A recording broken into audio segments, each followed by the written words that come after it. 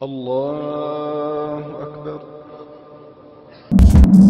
Puis alors j'ai commencé à lire, et puis alors, moi je parle pour les sons parce que je ne comprenais pas l'arabe à l'époque, mais il y a des sons merveilleux, mais c'est vraiment de la belle prose. Moi j'ai une oreille musicale, j'aime beaucoup les beaux sons, mais quand on entend le Coran, c'est magnifique. Enfin, je ne sais pas comment un homme a pu faire des beaux textes pareils. En plus, tous ces textes ont des significations profondes.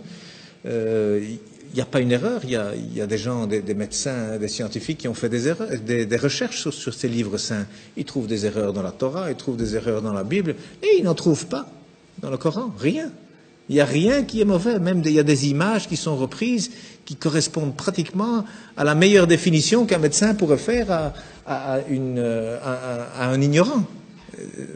Donc c'est des choses merveilleuses qu'il y a dans le Coran. Mais donc le premier message c'était, voilà, informez-vous. Au lieu d'interpréter, d'abord le savoir. D'abord savoir de quoi on parle. Et le dernier message du prophète, dont on dit qu'il est mauvais pour les femmes, eh bien il a dit, soignez vos femmes. Et pour la prière, ne l'abandonnez pas. Alors moi je dis, une religion où le premier message et le dernier message sont ainsi, je ne vois pas très bien ce qu'on doit craindre. Beaucoup de gens doutent de l'existence d'Allah, et c'est l'intensité de votre foi qui vous gardera sur le chemin droit. Et le Coran est fait pour augmenter votre foi. Par exemple, jusqu'à il y a encore peu de temps, les gens pensaient que le soleil était fixe et que la terre tournait autour du soleil. Peut-être que même vous qui regardez cet épisode pensez encore cela. Mais en réalité, nous avons découvert récemment que le soleil n'était pas du tout fixe et qu'il se déplaçait dans l'univers d'une manière bien précise. Et on peut tout à fait dire aussi que le soleil tourne autour de la terre, comme on peut dire que la Terre tourne autour du Soleil. Cela dépend en fait du référentiel choisi, car dans l'espace, il n'y a pas de référentiel absolu. Et ce qui nous intéresse est que pendant longtemps, les gens pensaient que le Soleil était fixe. Seulement, dans le Coran, depuis 1400 ans, il est dit que le Soleil se déplace et vogue dans une orbite bien précise, comme la science le confirme aujourd'hui. Ce qu'il faut comprendre, c'est qu'avant que la science découvre cela et change son point de vue, les gens auraient pu croire que le Coran avait fait une erreur, puisque la science disait que le soleil était fixe et non le Coran. Et c'est justement dans ces moments que c'est votre foi qui vous maintient debout ou vous fait chuter. Celui dont sa foi est faible aura abandonné l'islam, pensant que le Coran faisait une erreur, alors qu'en réalité, la parole d'Allah est parfaite, et le Coran ne peut que dire la vérité, tandis que la science, elle, évolue et n'est jamais sûre. Mais c'est important de savoir que si un jour vous ne comprenez pas quelque chose en religion, ne remettez pas tout en cause. Il y a forcément une explication. C'est simplement que vous ne savez peut-être pas encore la réponse à vos questions. Mais ne remettez jamais l'islam en doute. Car le soleil se déplace bien dans l'univers. Il vous suffit simplement de regarder sur internet pour le confirmer.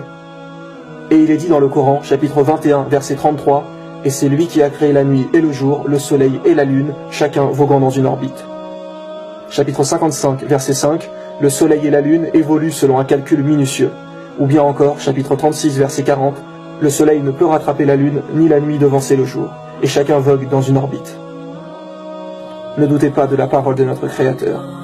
Louange à Allah, celui qui connaît ce que nous savons et ce que nous ne savons pas. Il faut savoir déjà qu'en langue française, le Coran perd une grande partie de ses miracles. Pourquoi? Car son style linguistique est absolument parfait. Je donnerai des exemples plus tard dans l'épisode pour que vous compreniez mieux. Mais si vous écrivez un poème aujourd'hui avec des rimes à chaque fin de phrase, et ensuite vous le traduisez en anglais, les phrases auront toujours le même sens, mais par contre vous perdrez les rimes.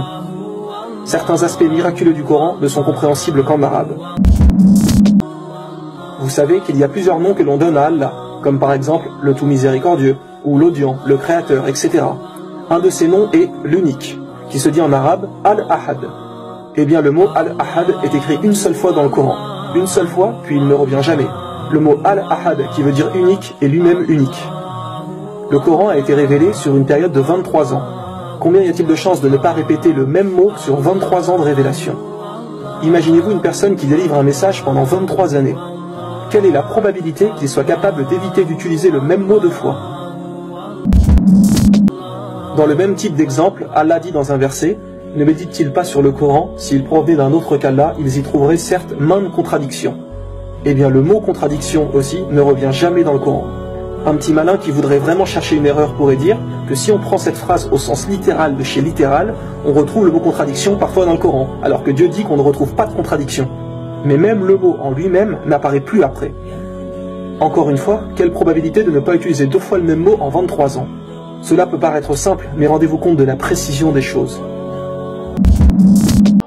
Le Coran est parfait et préservé jusqu'à la fin des temps. Outre le fait qu'Allah dit qu'il en est le gardien, et cela nous suffit pour croire que personne ne le modifiera jamais, Allah dit aussi qu'il a rendu le Coran facile pour la mémorisation. Et aujourd'hui, des milliers, voire des millions de gens connaissent le Coran par cœur. Même des enfants de 6-7 ans le connaissent sur le bout des doigts. Dans la prière, nous récitons des sourates de celui-ci, donc beaucoup d'imams, etc. le connaissent parfaitement. Alors imaginez maintenant si on brûlait tous les livres religieux, Bible, Coran, Torah, les Védas, etc.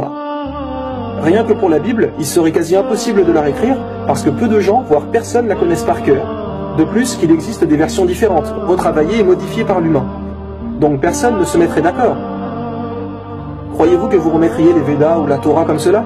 Idem, ce serait mission impossible. Et en plus de cela, l'origine réelle de la Bible et des autres livres est confuse. Elles ont plusieurs sources différentes. Mais allez dans une mosquée et demandez aux musulmans de réécrire le Coran, et en une journée, le Coran est de nouveau là. Et mot pour mot, identique à avant. Car si quelqu'un faisait une erreur, il serait immédiatement corrigé par d'autres. Tout comme si vous vouliez faire le malin, et vous amuser un moment à modifier un verset. Votre supercherie ne durera même pas un jour, car elle sera détectée directement par les autres. Les gens récitent le Coran sans cesse, donc personne ne modifiera jamais le Coran. Allah dit dans un verset, nous avons fait descendre le fer. Alors que pour d'autres choses, comme par exemple, il dit, nous avons créé le soleil, nous avons créé la terre. Mais pour le faire, il ne dit pas nous avons créé, mais fait descendre. Et écoutez bien mes frères et sœurs, les biologistes disent que le fer est venu historiquement sur Terre par la descente de météores.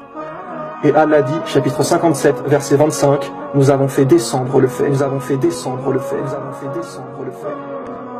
À savoir que le fer ne peut être créé sur Terre. Même l'énergie dégagée par le soleil, qui atteint 386 millions de mégawatts, ne peut former le fer. Alors d'où vient-il ? Après des études approfondies, il s'est approuvé aux savants que cette matière, le fer, ne peut être formée que dans les immenses étoiles dépassant notre soleil plusieurs fois, et dans une étape particulière de la vie de ces immenses étoiles appelée la supernova. Au moment de l'explosion de ces dernières, la matière s'accumule fortement. Cette fusion nucléaire continue et forme par la suite le fer. Et la Terre contient environ 35,9% de fer de sa masse. Allah nous a préparé la Terre par le fait de descendre sur elle une grande quantité de fer. Actuellement, les planètes du système solaire sont des planètes gazeuses inadaptées à la vie. Pour cela, le fait de descendre cette quantité de fer porte une sagesse divine, grâce à qui notre planète est habitable. Nul ne savait cette vérité du fer avant l'exploration de l'espace. Qui, il y a 1400 ans, pouvait connaître cela et savoir que le fer venait du ciel? Le Coran est la parole d'Allah, aussi parfaite soit-elle. Ouvrez-le avec humilité pour apprendre. Et ne croyez pas qu'une fois l'avoir lu, vous n'avez plus besoin de le relire. Il contient des miracles et il est la solution de bien des problèmes. Allah.